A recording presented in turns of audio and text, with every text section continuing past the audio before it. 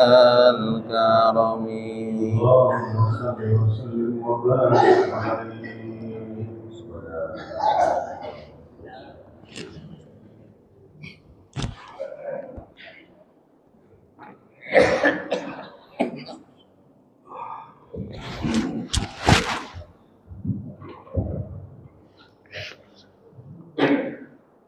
Assalamualaikum warahmatullahi wabarakatuh.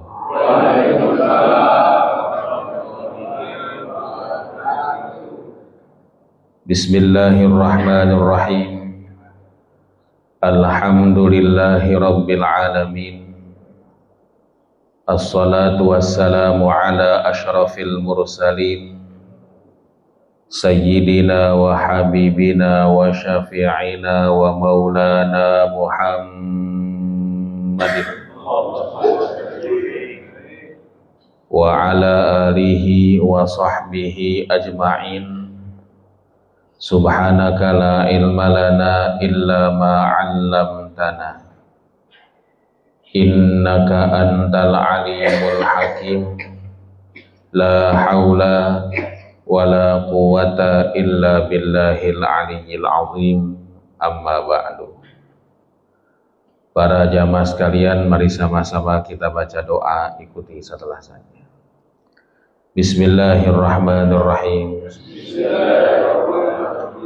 Rabbi auzi'ni an ashkura ni'mataka allati an'amta alayya wa ala walidayya wa an a'mala salihan tardahu wa adkhilni birahmatika fi ibadika salihin.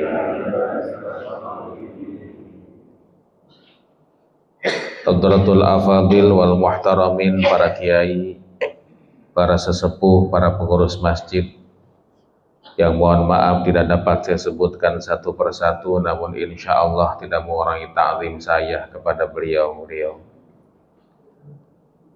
Bapak-bapak, ibu-ibu, hadirin wal hadirat, para mu'takifin, para mu'takifat yang semoga mendapatkan kucuran ridho dan rahmat Allah Subhanahu wa taala. Amin ya rabbal alamin. Alhamdulillah, rasa syukur sama-sama kita panjatkan pada Allah yang pagi hari ini memberikan kesempatan pada kita semuanya untuk kembali menghirup udara. Dan alhamdulillah kita bisa melaksanakan sholat subuh secara berjamaah. Yang kata Nabi, andaikan orang tahu keutamaan sholat berjamaah subuh ini, la atau walau habwan, mereka pasti akan datangi walaupun dalam keadaan merangkak. Semoga Allah terima amal ibadah kita semuanya. Allah jadikan kumpulan kita kumpulan yang membawa kebaikan bagi kita. Amin ya rabbal alamin. Yang kedua, para jamaah rahimakumullah, sebuah kehormatan bagi saya pribadi untuk bisa hadir di tempat ini di pagi hari ini. Sekaligus saya mohon maaf karena posisi duduk saya ternyata lebih tinggi dibandingkan bapak-bapak, ibu-ibu, dan para sesepuh semuanya. Yang namanya dikasih kursi yang harus dipakai. Orang-orang untuk dapat kursi harus tempel foto di pohon-pohon. Alhamdulillah saya dikasih kursi, mudah-mudahan gak keenakan duduk di kursi empuk ini. Para jamaah rahimakumullah, alhamdulillah. Hari ini kita berada di akhir bulan Zulqa'dah. Bulan Zulqa'dah ini bapak-bapak, ibu-ibu adalah termasuk di antara Ashhurul Haji.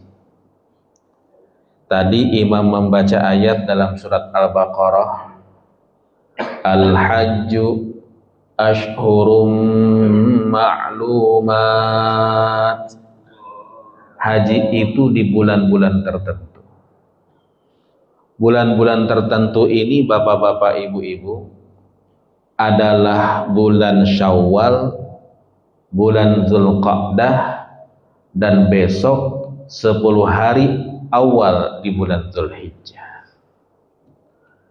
Bahkan 10 hari awal di bulan Zulhijjah ini merupakan hari istimewa. Sampai-sampai Allah Subhanahu wa taala itu berjanji dengan 10 hari ini. Wal fajri walayalin ashrin. Allah berjanji dengan waktu fajar dan Allah berjanji dengan 10 malam. 10 malam ini bapak-bapak, ibu-ibu, para alim ulama ada 2 pendapatnya. Pertama, 10 hari 10 malam di awal Zulhijjah. Yang kedua, 10 hari akhir di bulan Ramadan.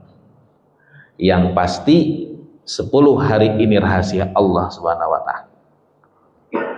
Nah, para jamaah rahimakumullah, ibadah haji ini bapak-bapak, ibu-ibu, adalah ibadah yang satu-satunya Allah Subhanahu wa taala sebutkan dan dijadikan sebagai nama surat di dalam Al-Qur'an. Para jamaah rahimakumullah, rukun Islam itu kan ada 5. Rukun yang pertama syahadat. Tapi silahkan bapak-bapak cek dalam Al-Quran, tidak ada nama surat di dalam Al-Quran suratnya syahadat. Salat itu tiang agama. Bahkan yang membedakan kita dengan orang kafir adalah salatnya. Tapi maaf, Allah tidak jadikan kata salat sebagai nama surat di dalam Al-Quran. Puasa itu para jamaah rahimakumullah junnatul atqiya, bentengnya orang-orang yang bertakwa. Tapi silahkan cek dalam Al-Quran, dari 114 surat gak ada namanya surat puasa, shaum, gak ada. Begitupun juga dengan zakat. Tapi mohon maaf, kita akan temukan dalam Al-Quran surat Al-Hajj. Para jamaah rahimakumullah, mohon maaf, ternyata nama suratnya namanya surat Al-Hajj, haji. Tapi ternyata ayat yang menjelaskan tentang hajinya tidak di awal-awal ayat, Pak.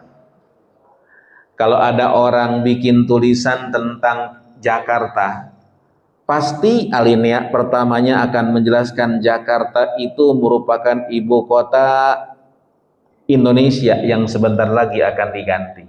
Pasti begitu. Tapi mohon maaf jamaah rahimakumullah, suratnya, tema besarnya Al-Hajj. Tapi ayat yang pertamanya ternyata bukan menjelaskan tentang haji.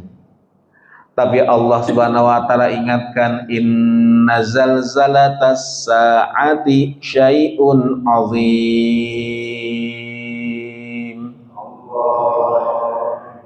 Yang menjelaskan pertama kali tidak lain dan tidak bukan adalah tentang zalzalatus sa'ah, goncangan di hari kiamat nanti.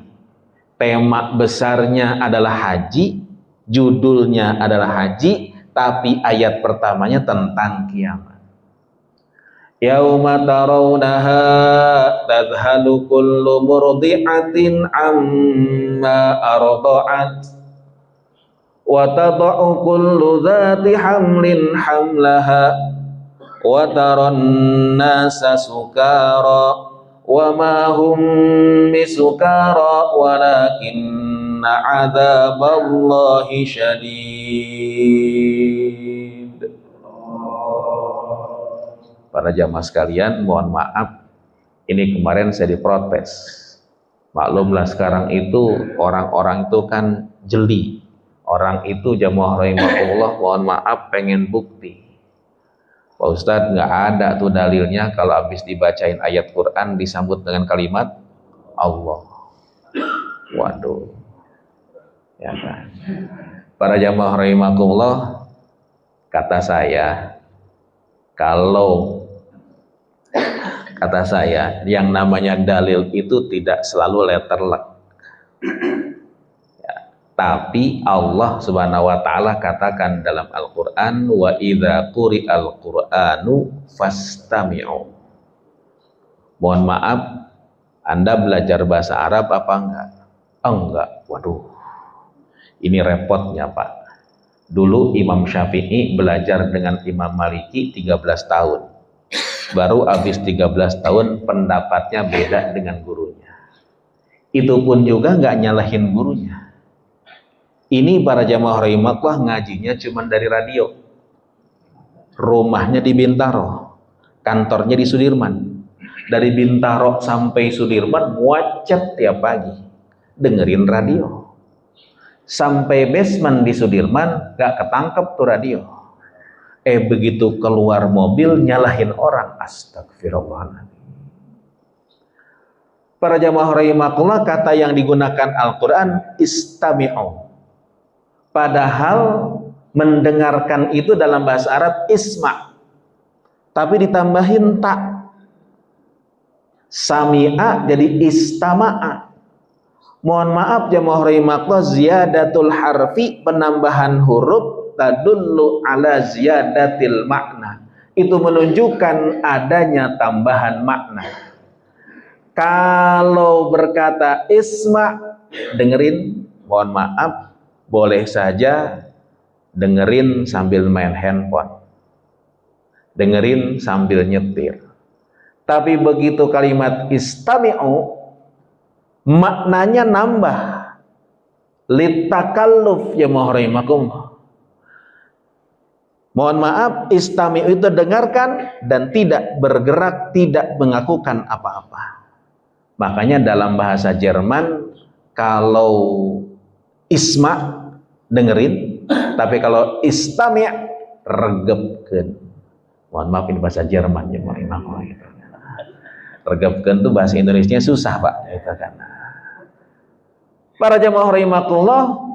Nah, karena untuk supaya bisa mendengarkan dengan serius, ketika menyambut bacaan tersebut dengan kalimat Allah, aula lil istima', orang akan lebih mendengarkan. Para jamaah rahimakumullah. Nah, para jamaah rahimakumullah, mohon maaf, temanya haji, tapi ayat yang pertamanya adalah tentang hari. Mana hubungannya para jamaah rahimakumullah? Ternyata Bapak Ibu-ibu, ada isyarat dalam hal ini. Kenapa kok temanya haji, tapi ternyata para jamaah rahimakumullah, ayat yang pertamanya adalah tentang hari kiamat. Bahkan mohon maaf, penjelasan hajinya adanya di ayat 20-an. Ternyata jamaah rahimakumullah, isyaratnya apa? Kiamat itu berat. Inna zalzalatas sa'ati syai'un 'azim. Goncangan di hari kiamat itu begitu besar, begitu hebat, begitu berat. Ini menunjukkan haji pun juga berat, Pak.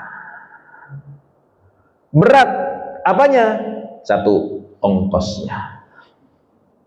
Bahkan mohon maaf, tahun ini Pak, banyak betul orang-orang yang mundur karena tidak bisa melunasi. Kalau haji reguler nggak begitu ketahuan, tapi kalau haji plus banyak betul yang mengundurkan diri. Kenapa? Karena tak mampu bayar. Satu. Yang kedua, berat dalam prosesi ibadahnya. Para jamaah rahimakumullah, saya yakin kita semuanya punya cita-cita untuk melaksanakan ibadah haji. Inilah panggilan rohani yang Allah Subhanahu wa ta'ala titipkan dalam hati seluruh insan yang beriman. Padahal kuping ini Bapak Ibu-ibu tidak pernah mendengar bagaimana Ibrahim dulu ngundang seluruh manusia datang ke tanah suci. Bahkan saat Nabiullah Ibrahim alaihissalam diperintahkan untuk umumin haji ini, ngundang orang-orang datang ke tanah suci, saat itu Nabi Ibrahim kebingungan. Karena zaman itu belum ada speaker, belum ada TV, belum ada media sosial.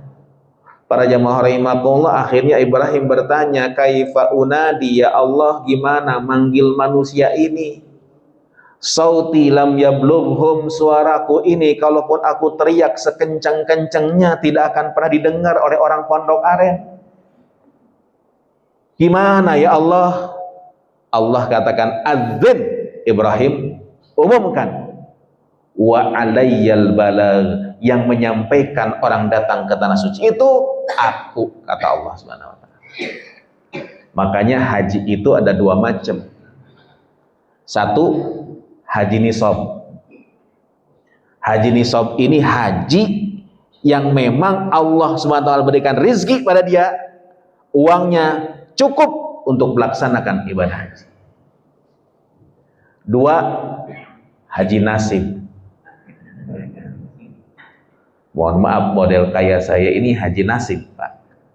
Karena secara matematika tak mampu melaksanakan ibadah haji. Tapi alhamdulillah tiap tahun bisa berangkat haji. Haji nasib. Para jamaah rahimakumullah, makanya mohon maaf, satu-satunya ibadah yang dikaitkan dengan mampu cuman haji. Walillahi 'alan nasi hijjul baiti man istata'a ilaihi sabila. Hanya orang yang mampu, yang diperangkat, yang silahkan melaksanakan ibadah haji. Para alim ulama beda pendapat dalam memahami mampu ini. Satu, dalam pandangan Imam Maliki, para jamaah rahimakumullah, mampu itu apa? As-sehah, sehat. Jadi kalau orang sehat, tanggal 9 Zulhijjah nanti harus berada di Arafah kalau dia belum pernah pergi haji. Jadi bapak-bapak besok 9 Zulhijjah harus ada di Arafah karena sehat. Gimana ongkosnya? Jalan kaki. Imam Maliki ini berpendapat seperti ini karena rumahnya di Hijaz. Hijaz itu Mekah, Madinah. Jadi kalau seandainya ke Arafah bisa jalan kaki, kayak dari sini ke Ciputat, para jemaah imam. Imam Maliki punya murid namanya Muhammad bin Idris Asy-Syafi'i. Muhammad bin Idris Asy-Syafi'i ini lahir tahun 150 Hijriah. Di mana? Di Gaza. Tempat yang sedang dibombardir oleh Israel, itu merupakan tempat lahirnya Imam Syafi'i radhiyallahu anhu. Imam Syafi'i, para jamaah rahimakumullah, oleh ibunya dibawa ke Madinah. Karena dia yatim, harapan ibunya anaknya bisa lebih maju di Madinah Al-Munawwarah. Syafi'i ketika dibawa masih kecil. Selama dalam perjalanan ibunya doain anaknya.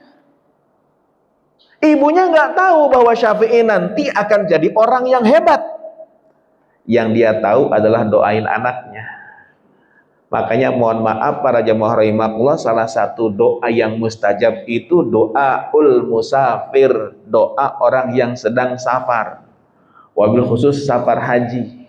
Makanya kalau ada orang pergi haji, yang mohon rahimakumullah datangi, minta doa. Jangankan kita, Rasulullah SAW aja datang ke orang-orang yang akan pergi haji, lalu berkata, la tansani min husni doaik, jangan lupakan aku dalam doamu nanti. Nah, para jamaah rahimakumullah, Imam Syafi'i belajar pada Imam Maliki. Wafat Imam Syafi'i, para jamaah rahimakumullah, tahun 204 Hijriah. Jadi mohon maaf, umur Imam Syafi'i cuma 54 tahun. Tapi ternyata umur itu Pak ada dua macam. Satu, umur KTP. Umur KTP Imam Syafi'i berapa tahun? 54 tahun.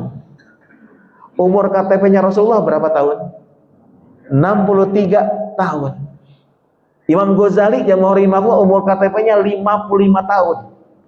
Tapi maaf, ada umur yang kedua, namanya umur amal soleh. Umur amal soleh ini ternyata abadi sampai hari kiamat, Pak. Sunan Gunung Jati yang rahimakumullah, ternyata mohon maaf kalau umur KTP-nya nggak lebih dari 70 tahun. Tapi beliau sudah wafat, dimakamkan di Cirebon, masih bisa ngidupin orang. Orang Pondok Aren nih, penutupan pengajian datang ke Cirebon. Mohon maaf, di pasar Pondok Aren, di pasar Ciledug banyak tasbih, banyak jeruk, banyak dukuh, banyak salak. Begitu sampai ke Cirebon, beli dukuh nggak kira-kira? Beli. Tasbih beli. Padahal di sini pun juga ada. Ekonomi bergerak. Wafatnya aja bisa membawa kebaikan, apalagi hidupnya. Kenapa sebabnya? Itulah amal soleh. Makanya mohon maaf para jamaah rahimatullah, tercatat di Masjid Sunan Gunung Jati wasiatnya, insun titip tajuk lan fakir miskin. Saya titip tajuk tuh masjid lan fakir miskin ya mohon rahimatullah. Nah para jamaah rahimatullah, haji ini berat dalam prosesinya. Bahkan Imam Syafi'i katakan beda dengan gurunya, wujuduz zad, adanya bekal, wujudur rahilah, adanya kendaraan, ditambah satu lagi, amnut thoriq, jalannya aman. Alhamdulillah perang Amerika Iran berhenti, ya kan? Kalau seandainya masih berkecamuk di perang Amerika Iran, terganggu para jamaah rahimakumullah, belum tentu aman. Berangkat beberapa negara yang akan melewati tempat itu akan sulit untuk melaksanakan ibadah. Beratnya lagi para jamaah rahimakumullah dalam prosesinya. Bapak-bapak, ibu-ibu, haji ini tempatnya khusus. Puncak ibadahnya para jamaah rahimakumullah di Arafah. Bahkan mohon maaf, hari Arafah ini merupakan hari terbaik di muka bumi ini. Orang kumpul di padang Arafah. Para jamaah rahimakumullah, Arafah ini nggak bisa digedein segitu-gitunya. Mohon maaf, Masjidil Haram masih bisa digedein, Arafah tidak bisa digedein. Makanya kenapa ada sistem kuota haji? Karena Arafah tidak bisa dibesarkan. Inilah tempat yang paling mustajab, waktu yang paling mustajab. 9 Dzulhijjah orang kumpul di Arafah, Bapak Ibu-ibu, maaf, yang tidak berangkat ke tanah suci ternyata disunnahkan puasa. Hari puasanya namanya puasa Arafah. Dan maaf, sejak subuh hari Arafah, hari ini hari Arafah, sejak pada subuh hari Arafah, orang yang tidak berangkat ke tanah suci sudah disunnahkan baca takbiran. Kalau Idul Fitri kan malam takbiran, Idul Adha tanggal 9 Dzulhijjah subuh sudah disunnahkan untuk takbiran. Kenapa sebabnya? Karena ternyata para jamaah rahimakumullah, mohon maaf, ini untuk menyamakan frekuensi antara orang yang di Arafah dengan orang yang tidak berangkat ke Arafah. Para jamaah rahimakumullah, mohon maaf, orang begitu datang ke Arafah dengan baju ihramnya jamaah rahimakumullah, itu disunnahkan ngucap salam tanah haram. Salam tanah haram itu Pak bukan assalamualaikum. Salam tanah haram itu tidak lain dan tidak bukan labbaik Allahumma labbaik, sama-sama. Labbaik la syarika laka labbaik. Innal hamda wan ni'mata laka wal mulk la syarika lak. Inilah salam tanah haram. Dan ternyata kata Nabi, salam tanah haram ini dijawab oleh para malaikat. Ada kelompok orang yang datang ke tanah suci, mulutnya bertalbiyah labbaik Allahumma labbaik, disambut oleh para malaikat labbaika wa sa'daika. Silakan tamu Allah masuk, selamat datang tamu Allah, selamat datang tamu Allah, disambut oleh para malaikat. Namun ternyata kata Nabi ada kelompok orang yang datang ke tanah suci, mulutnya bertalbiyah, bajunya pakai baju ihram, kakinya melangkah masuk tanah haram. Malaikat jawab dengan jawaban yang kedua. Gimana jawaban yang kedua? Kata malaikat, la labbaika wa la sa'daika hajjuka mardud. Siapa yang manggil ente? Hajjuka mardud, haji engkau ditolak oleh Allah Subhanahu wa taala. Kenapa kau ditolak? Kata malaikat, zaduka haram, bekal yang kau bawa hasil gratifikasi. Rohilatuka haram, ongkos yang kau bayarkan hasil korupsi. Para jamaah rahimakumullah, mohon maaf, makanya bekalnya aja susah, harus dari harta yang halal, betul-betul halal. Lalu para jamaah rahimakumullah, orang masuk Arafah, bapak-bapak, ibu-ibu pakai baju ihram, Mohon maaf, yang jenderal melepaskan pangkatnya, yang menteri meninggalkan pakaiannya. Luar biasa Allah Subhanahu wa taala, andaikan orang datang ke tanah suci, datang ke Arafah pakai baju masing-masing. Saya yakin Pak Jenderal datang dengan pakaian jenderalnya, menteri dengan pakaian menterinya, orang-orang kecil tidak akan pernah kebagian tempat di hadapan Allah, kalah dengan para pejabat ini. Tapi mohon maaf ya rahimakumullah, Allah Subhanahu wa taala suruh pakai baju ihram tuh kenapa? Karena disuruh ngeluar menanggalkan topeng. Manusia ini Pak, saya, bapak-bapak, kita semuanya tiap hari pakai topeng. Topeng apa? Supaya kelihatan alim pakai jas, supaya kelihatan alim pakai peci, supaya dianggap kiai, dianggap ustadz pakai sorban. Padahal kadang-kadang topeng Pak, sorban ini topeng untuk menutupi hatinya yang busuk, amalnya yang serakah. Nih topeng ini dihapus, dihilangkan. Mohon maaf tiap hari jamaah rahimakumullah pakai topeng, lungguh apa sih namanya, nunduk, wah mukanya deso, pakaiannya murah, masya Allah, hatinya busuk.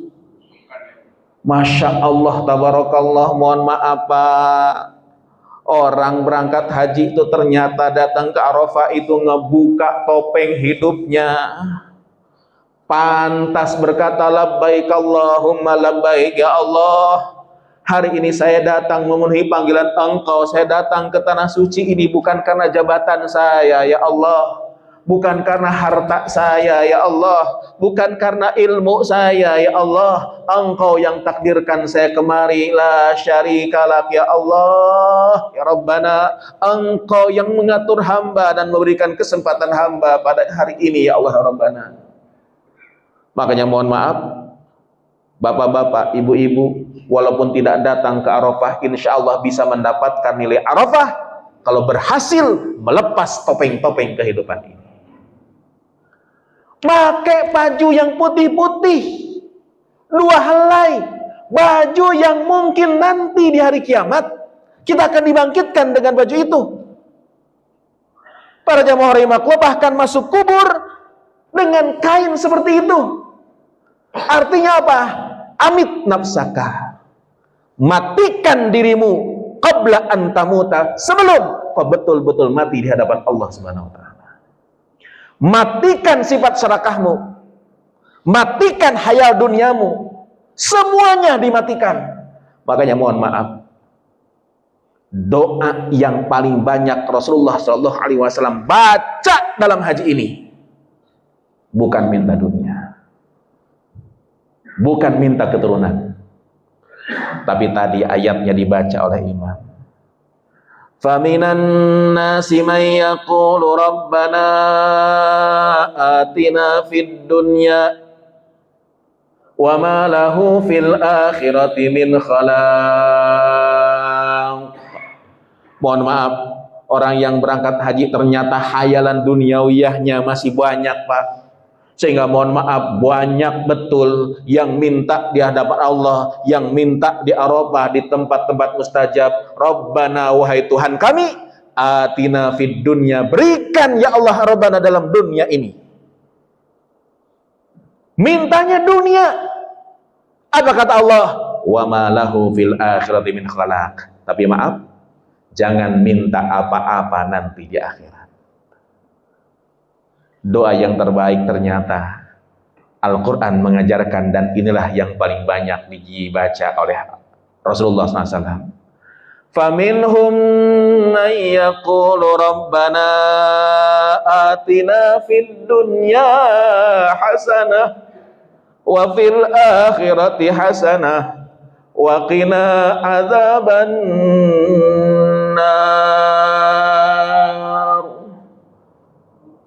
Ya Allah, berikan aku kebaikan di dunia ini ya Allah, kebaikan padaku di akhirat nanti ya Allah. dan lindungi kami dari siksa api neraka-Mu ya Allah. Jadi mohon maaf para jamaah rahimakumullah, haji ini ternyata bukan hanya sekedar gugurkan kewajiban. Bapak-bapak, ibu-ibu yang tidak berangkat haji, nggak usah kecil hati. Ternyata Allah ajarkan bagaimana orientasi akhirat yang perlu dikedepankan jamaah rahimakumullah. Makanya hari Arafah itu para jamaah rahimakumullah saat Allah Subhanahu wa taala banggakan hamba-hambanya. Kata Rasulullah dalam hadis qudsinya, saat hari Arafah itu jamaah rahimakumullah, Allah Subhanahu wa taala berkata pada para malaikat, "Ya malaikati unzuru ila ibadi." Hai malaikatku, lihat pada hamba-hambaku. Ja'uni, mereka datang kepada aku. Gubran, mohon maaf Pak, dekil. 3 hari Pak, 8, 9, 2 hari, mohon maaf pakai baju ihram. Mandinya nggak pakai sabun, nggak boleh pakai wangi-wangian. Gosok giginya pun juga nggak boleh pakai apa namanya? Odol. Lecek, gubron, syaksan, dekil. Mohon maaf ya rahimakumullah, yang biasanya pakai baju mewah, wangi, bau ketika itu. Lepas. Apa yang diminta? Haulai, madza arada haula? Kata Allah Subhanahu wa taala, malaikat. Mereka tuh pengen apa? Kata malaikat, ya Allah, mereka minta ampunan kepada Engkau. Kata Allah Subhanahu wa taala, asyhidu ya malaikati, saksikan wahai para malaikat, anni qad ghafartu lahum, aku ampuni mereka semuanya. Makanya Arafah ini merupakan tempat sidang paripurna yang Allah Subhanahu wa taala undang seluruh roh orang-orang yang suci. Para malaikat hadir.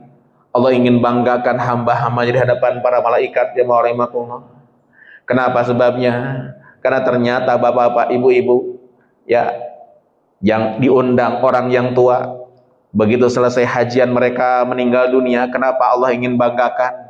Ini yang tua ini sudah istiqomah dalam ibadah, istiqomah dalam memberikan kebaikan, diberikan wisuda oleh Allah Subhanahu wa taala. Setelah itu beliau meninggal dunia. Para jamaah rahimakumullah, habis gitu yang diundang pun juga anak muda. Kenapa? Karena anak muda punya proyeksi ke depan. Yang diundang orang kaya, yang diundang orang biasa-biasa aja. Kenapa? Sebabnya ternyata dalam struktur organisasi langit ada 4 manajer yang sudah tidak ada hari ini. Nabi dakwah itu tidak pernah sendiri Pak. Nabi itu membangun kebersamaan jamaah rahimakumullah, sinergi dengan sahabat-sahabat yang lain. Karena ternyata masuk surga sendirian gak bisa, masuk surga sendirian gak enak. Maka mohon maaf Rasulullah SAW mengajak para sahabatnya untuk sama-sama dakwah. Nabi punya PR namanya Abu Bakar Siddiq radhiyallahu anhu. Abu Bakar Siddiq lah yang menjelaskan bagaimana sosok Nabi, sampai-sampai ketika Rasulullah SAW datang ke Masjid Quba dalam sirah Nabawiyah, orang-orang menyangka, orang-orang belum tahu gimana mukanya Nabi. Dulu belum ada foto. Gimana muka Rasulullah SAW, yang mana Rasulullah SAW. Orang-orang menyangka Abu Bakar Siddiq yang Nabi. Kenapa? Karena bajunya lebih pelente. Kan mohon maaf, biasanya kan kita ngukur dari apa namanya? Dari pakaian. Mohon maaf, di komplek baru misalnya, siapa yang bisa doa? Oh itu tuh suka pakai sorban, dia yang doa, ya kan? Begitu kan? Para jamaah rahimakumullah. Ketika datang ke Madinah bingung, Nabi itu yang mana? Oh itu kali. Abu Bakar sadar bahwa orang-orang nyangka dirinya sebagai Rasul.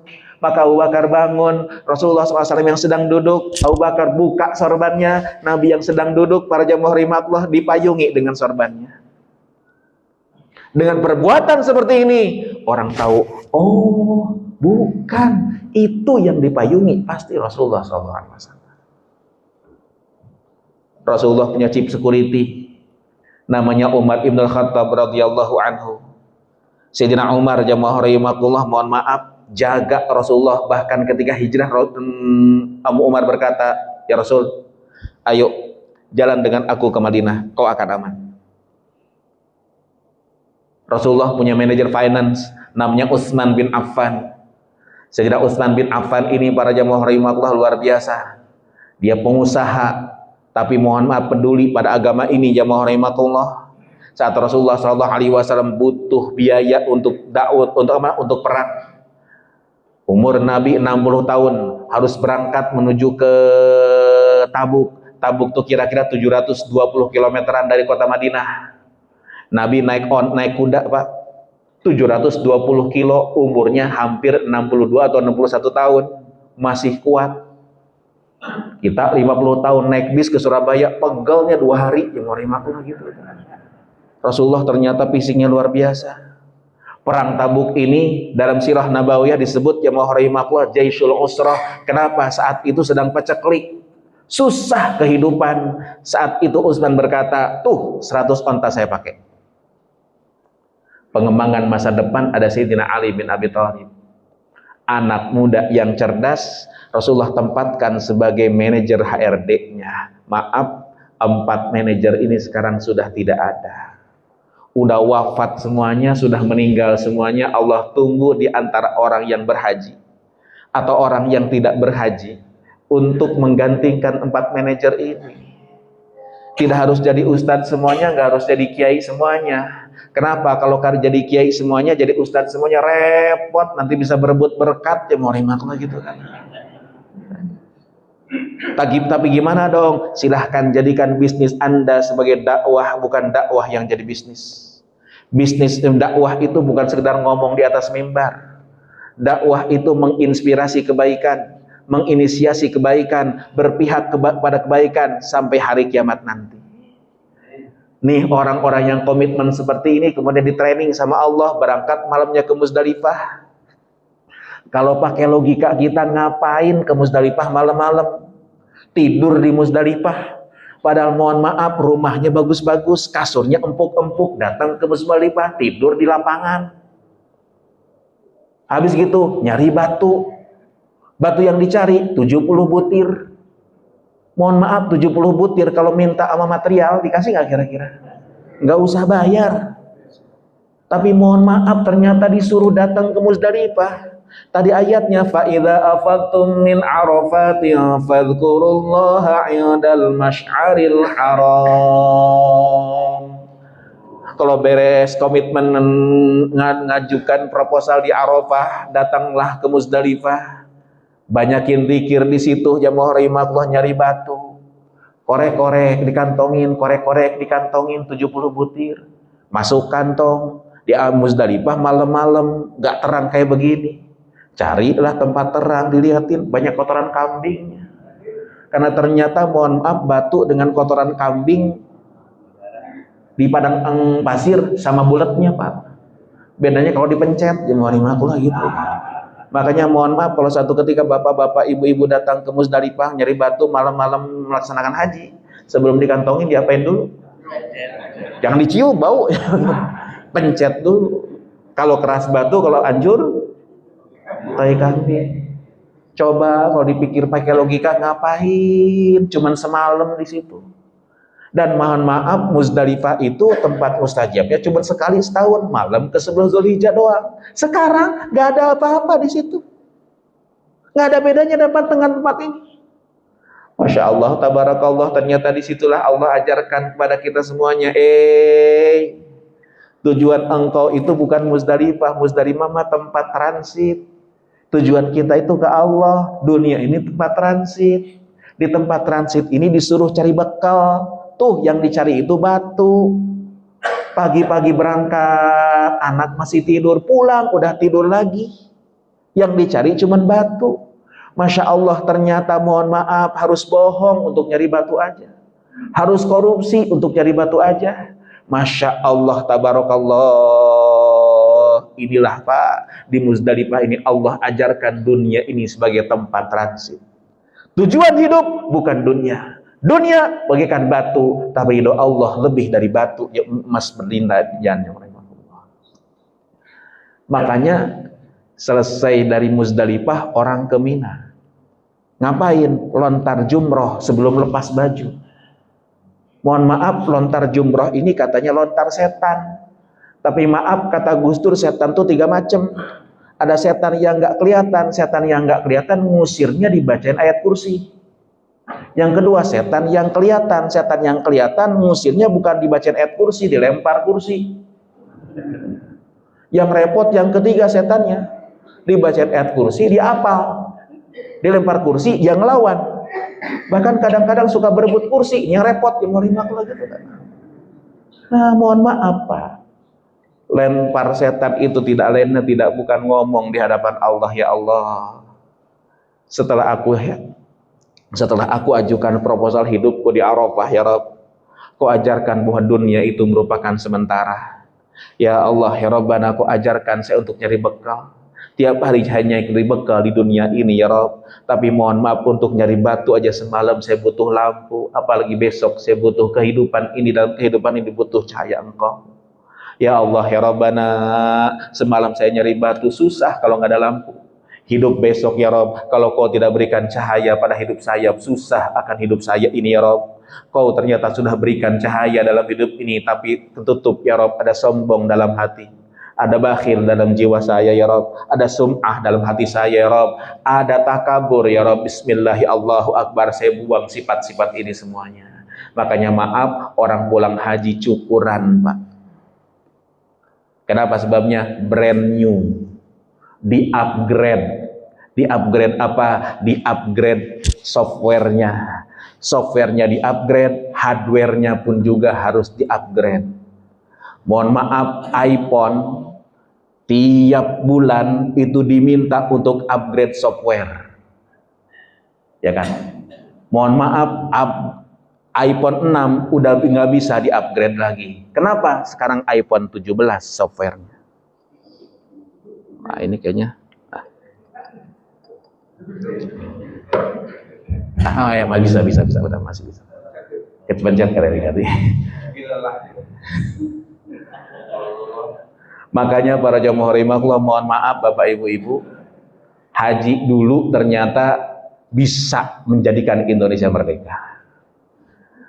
Para jamaah rahimakumullah, andaikan tiap tahun 1000 orang satunya berangkat haji, jadi orang-orang yang meneruskan perjuangan Allah ini, Indonesia beres, Pak. Buktinya apa? Perjuangan menegakkan keadilan, mengusir Belanda, bukan dimulai dari orang yang pulang dari sekolah di Eropa, bukan. Dari orang pulang haji. Makanya sengaja dari dulu dibikin peci haji. Peci haji itu dulu, Pak, zaman saya kecil hanya dipakai oleh orang hajian. Yang nggak pakai, yang nggak belum haji, pamali, apa pamali itu siapa? Ya kan? Pantangan pakai peci haji. Zaman dulu. Kenapa sebabnya? Karena ini produk Belanda. Kenapa produk Belanda? Supaya gampang ngawasin. Oh, no. Yang suka pakai haji terus. Makanya di Indonesia doang, Pak, yang orang pulang haji dapat gelar haji. Bahkan mohon maaf, pernah Pak, beberapa tahun yang lalu pas pilkada, selesai dari Arafah, selesai dari Musdalifah, ada tenda. Selesai tanggal 10 Dzulhijjah, selesai tawaf sa'i, manggil saya, Ustaz, kenapa Pak? Saya sudah haji, Ustaz. Udah resmi Ustaz haji? Udah. Fotoin saya, Ustaz. Kenapa emang Pak? Besok saya mau pilkada, saya mau kirim nih baliho saya supaya tambahin haji. Astagfirullahaladzim. Nah, para jamaah rahimakumullah, mati lagi ternyata. Emang baterainya. Baik. Itulah para jamaah rahimakumullah, mohon maaf, ternyata haji mabrur bukan adanya di Indonesia. Makanya pantas karena berat haji ini, Rasulullah katakan, wal hajjul mabruru laisa lahu jazaa'un illal jannah. Haji yang mabrur hadiahnya surga. Kenapa? Karena berat, Pak. Andaikan haji mabrur itu mohon maaf nggak berat, pasti hadiahnya kipas angin, ya gitu. Tapi karena haji ini berat dalam ongkosnya, berat dalam prosesinya, yang lebih berat lagi setelah pulang ke tanah airnya jamaah rahimakumullah. Makanya Rasulullah SAW ingatkan wal hajjul mabruru laisa lahu jazaa'un illal jannah. Karena itu para jamaah rahimakumullah, saudara-saudara kita yang mungkin secara matematika tidak mungkin datang ke tanah suci, gak usah kecil hati. Insya Allah kita bisa mendapatkan nilai haji walaupun tak berangkat. Dalam kitab Irsyadul Ibad jamaah rahimakumullah karangan seorang imam besar namanya Syekh Zainuddin Al-Mulaibari, dikisahkan ada orang namanya Ibnul Mubarak, ulama besar jamaah rahimakumullah, habis haji dia tidur. Antara tidur dan tidak tidur melihat ada dua malaikat lagi ngobrol. Kam hajjah hadzal am, berapa orang yang haji tahun sekarang? Kata malaikat yang satu 600.000 orang. Oh, berapa orang yang mabrur diterima oleh Allah? Gak ada. Illa wahid, kecuali satu. Siapa? Orangnya nggak berangkat haji. Siapa? Tukang sol sepatu di Suriah jamaah rahimakumullah. Mohon maaf Bapak Ibu-ibu, Ibnu Mubarak bingung, datanglah ke Damaskus nyari tukang sol sepatu itu. Ternyata tukang sol sepatu itu tiap hari nabung. Begitu uangnya sudah cukup, jamaah rahimakumullah, dia akan berangkat haji, besoknya berangkat, siang ini istrinya lagi hamil. Orang hamil kan kadang-kadang ngidam. Dia mencium ada masakan enak betul. Ngomonglah sama suaminya, bang, ini kayaknya enak banget bang. Tolong dah cari. Dicari dari mana tuh orang yang masak, diketok pintunya, assalamualaikum, waalaikumsalam, dibuka. Apa kata Imam apa sih itu Rasul Fatih ngomong? Bu, boleh nggak saya beli itu masakannya? Istri saya lagi ngidam. Kata si ibu ini, fa innahu halalun lana haramun alaik. Mohon maaf, yang dimasak ini halal bagi kami tapi haram buat engkau. Kok bisa begitu? Mohon maaf, saya punya anak yatim, suami saya sudah meninggal dunia. Hari ini tadi pagi saya nyari kerja nggak dapat. Begitu pulang saya lihat itu ada keledai yang mati, saya ambil pahanya, saya masak. Masya Allah. Mohon maaf, si tukang sol sepatu ini balik ke rumahnya. Uang yang untuk haji tersebut diserahkan kepada ibu tersebut. Mohon maaf, akhirnya dia gagal untuk berangkat haji. Tapi ternyata kata Ibnu Mubarak, orang itu yang dalam mimpinya, dalam mimpi antara tidur dan tidak tidur, itulah yang merupakan orang yang diangkat oleh Allah Subhanahu wa taala. Mudah-mudahan Pak, kita doakan orang yang berangkat haji Allah jadikan haji yang mabrur. Bapak-bapak, ibu-ibu yang tidak berangkat, Allah Subhanahu wa taala bisa mendapatkan nilai haji sehingga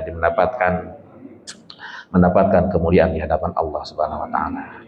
Kita bacakan umul kitab suratul Fatihah khususnya untuk orang-orang yang berangkat haji, umumnya untuk kita semuanya, untuk negeri dan bangsa kita semuanya, dan untuk kedua orang tua kita semuanya, dan untuk orang-orang yang berjasa untuk kita semuanya, untuk putra-putri kita semuanya. Ala hadhihi niyyah wa likulli niyatin shalihah wa ila hadratin nabil mustafa Muhammadin sallallahu alaihi wasallam bi niyatil qabul wa tamami kulli su'lin wa ma'mul al-Fatihah.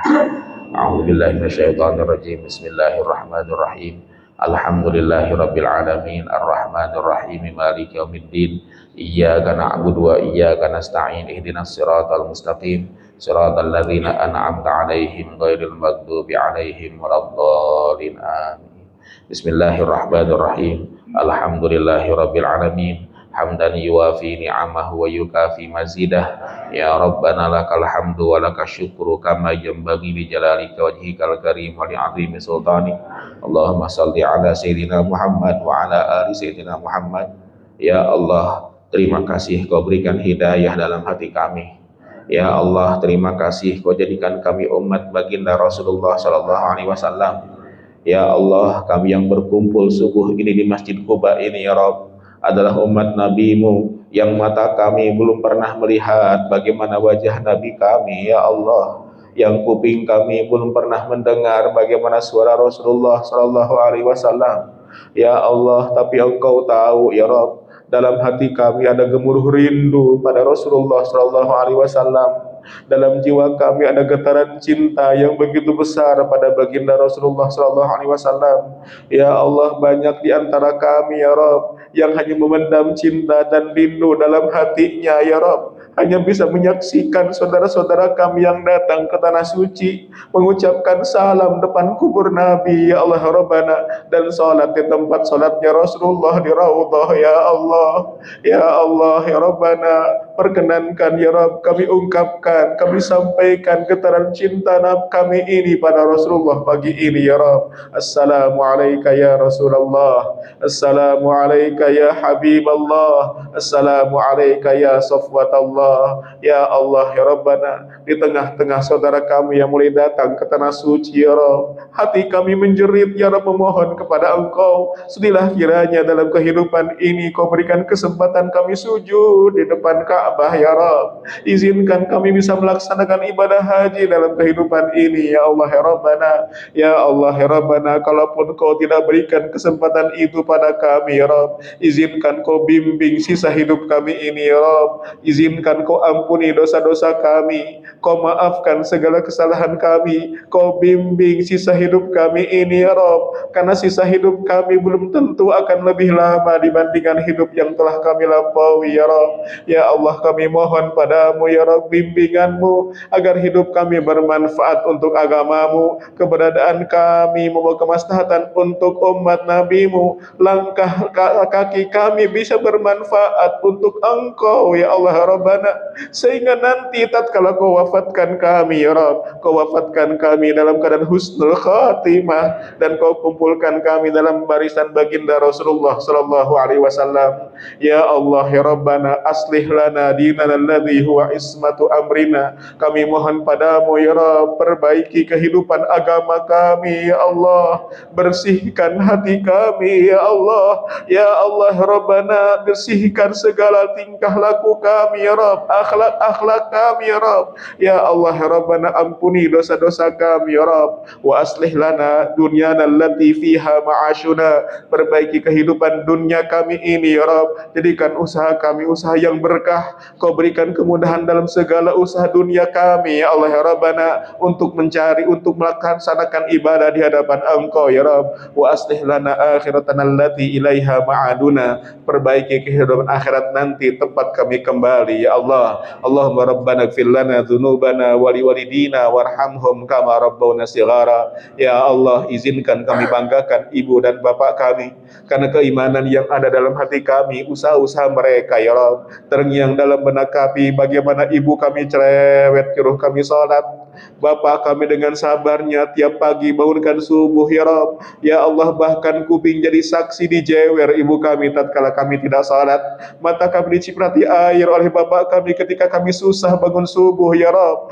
Ya Allah ya Rabbana, sekarang kami sadar tatkala mereka telah tiada dari di hadapan kami ya Rabb, masih sedikit bakti kami pada kedua orang tua kami ya Allah ya Rabbana.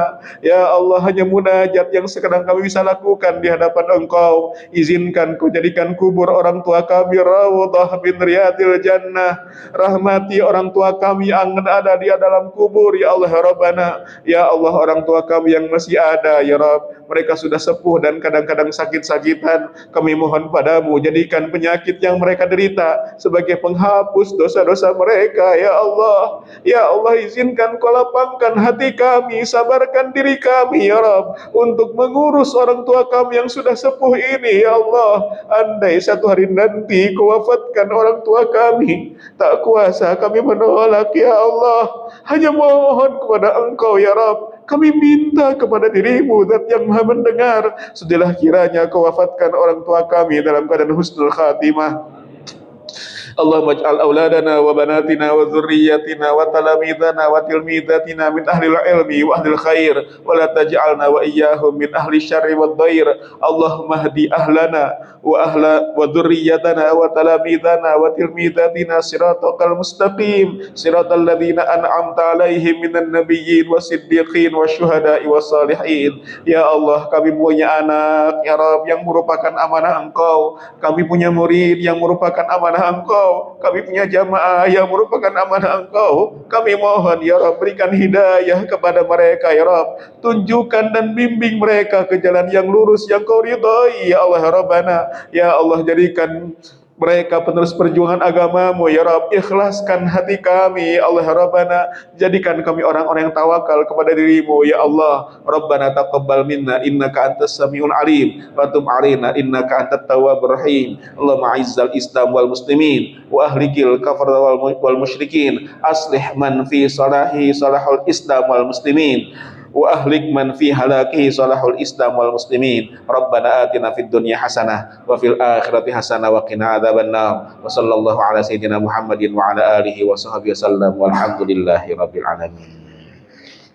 Terima kasih. In uridu illal islaha mastata'tu wa ma taufiqi illa billah alaihi tawakkaltu wa ilaihi unib. Hasbunallahu wa ni'mal wakil, ni'mal maula wa ni'man nasir. La haula wa la quwata illa billahil alil azim. Wallahu muwaffiq ila aqwamit thoriq. Assalamualaikum warahmatullahi wabarakatuh.